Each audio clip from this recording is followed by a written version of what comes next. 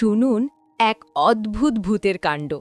আমাদের বাবলু রাস্তা দিয়ে চিপস খেতে খেতে যাচ্ছিল। চিপস শেষ হতেই ব্যাস প্যাকেটটা ছুঁড়ে মারল রাস্তার মাঝখানে। ঠিক তখনই হঠাৎ শোঁ করে হাওয়া আর ধপ করে আওয়াজ।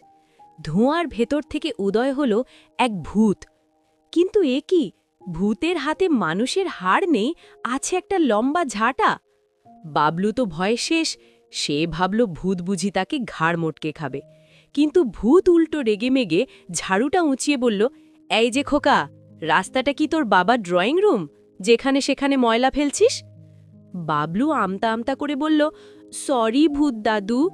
ভূত তখন একটা ভেংচি কেটে বলল, শোন, আমি হলাম স্মার্ট ভূত। তোরা নোংরা করবি আর ডেঙ্গু ম্যালেরিয়া হয়ে সব পটল তুলবি, তখন আমার কম্পিটিশন বেড়ে যাবে না? তাই চুপচাপ প্যাকেটটা ডাস্টবিনে ফেল। বকা খেয়ে বাবলু সুর করে প্যাকেটটা তুলে ডাস্টবিনে ফেলল। আর ভূত দাদু হাওয়ায় মিলিয়ে যাওয়ার আগে বলে গেল, পরিবেশটা রাখবি সাফ, তবেই আমি করব মাফ। তাই বন্ধুরা, তোমরাও কিন্তু যেখানে সেখানে ময়লা ফেলো না, না হলে ঝাড়ুদার ভূত কিন্তু চলে আসবে।